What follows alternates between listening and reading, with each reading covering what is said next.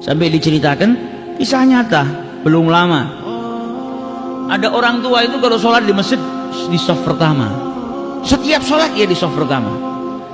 Sampai pada suatu hari selesai dari sholat baru salam, assalamualaikum warahmatullah, assalamualaikum warahmatullah. Ini orang tua yang biasa di shaf pertama tiba-tiba maju ke depan ke tempatnya imam, duduk di depan imamnya, lututnya nempel dengan lututnya imam.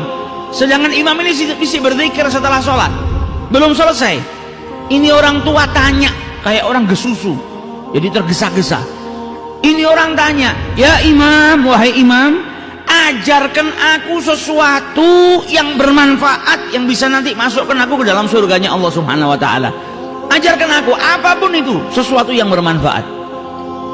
Maka sang imam bingung, dia masih belum selesai berzikir kepada Allah. Ini orang tua ini tanya terus, ajarkan aku sesuatu. Maka sama imamnya dijawab, qala Nabi sallallahu alaihi wasallam. Nabi sallallahu alaihi wasallam bersabda, kalimatan, ada dua kalimat, habibatan ilar rahman, sangat dicintai oleh yang maha pengasih lagi maha penyayang. Khafifatan ala lisan, ringan diucapkan di lisan itu. Thaqilatani fil mizan, akan tetapi kedua kalimat ini sangat berat di timbangannya Allah Subhanahu wa ta'ala. Subhanallah wa bihamdihi, subhanallahil azim. Kata orang tua tadi, ulang lagi, saya belum hafal. Diulang sama imam. Qala Nabi sallallahu alaihi wasallam, kalimatan habibatan ilar rahman, khafifatan 'alal lisan, thaqilatan fil mizan, subhanallah wa bihamdihi, subhanallahil azim. Ulang lagi, saya belum hafal. Diulang sama imamnya beberapa kali sampai akhirnya bas, sudah, saya sudah hafal. Mulai detik itu ucapannya Nabi Muhammad dibawa sama dia kemanapun, dimanapun dia berada, berjumpa dengan siapapun. Ada pernikahan dia ketemu orang, qala Nabi sallallahu alaihi wasallam, ingatkan orang. Ada dua kalimat dicintai sama Allah, ringan di lisan tapi berat di timbangan. Subhanallah wa bihamdi, subhanallahil azim. Ketemu siapapun dia ucapkan, ketemu siapapun dia ucapkan, ketemu anaknya, ketemu tetangganya, ketemu sahabatnya, di masjid, di luar masjid, ada tamu ke rumahnya, selalu dia ulang-ulang kalimatan habibatan ilar rahman, terus diulang-ulang sampai akhirnya datang suatu ketika dia sakit, masuk rumah sakit tidak sadar, selama beberapa hari nggak sadar, koma.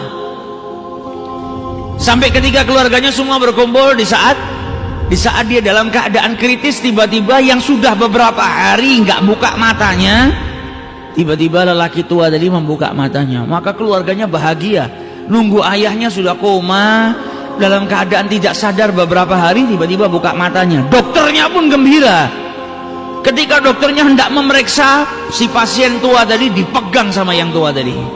Yang tua tadi memegang dalam keadaan kedua matanya terbuka sambil berkata, ya dokter, wahai dokter, Nabi Shallallahu alaihi wasallam bersabda kalimatan, dua kalimat dicintai sama Allah, ringan di lisan ketika diucapkan, namun berat di timbangannya Allah Subhanahu wa ta'ala. Subhanallahi wa bihamdihi, subhanallahil azim. Ketika itu meninggal dunia, meninggal dalam keadaan mengucap subhanallah wa bihamdihi, subhanallahil azim. Mata ala husnil khatimah. Nah ini kalau sudah dibiasakan, terbiasa. Kalau kita di setiap waktu senggang istighfar, waktu senggang sholawat, ya apa yang kita biasakan itu, insya Allah kita wafat dalam keadaan mengucap itu. Kalau terbiasanya malah ngomong kotor, ya akhirnya kita wafat juga dalam keadaan berbicara kotor. Wa'iyadzubillah. Sukanya ngerasanin orang, akhirnya matinya dalam keadaan ngerasanin orang. Sukanya ngadu domba, matinya dalam keadaan ngadu domba. Wa'iyadzubillah. Namun kalau orang saling berzikir, maka kebiasaannya berzikir itu insya Allah akan menjadikan dirinya wafat dalam keadaan berzikir mengingat Allah Subhanahu wa ta'ala.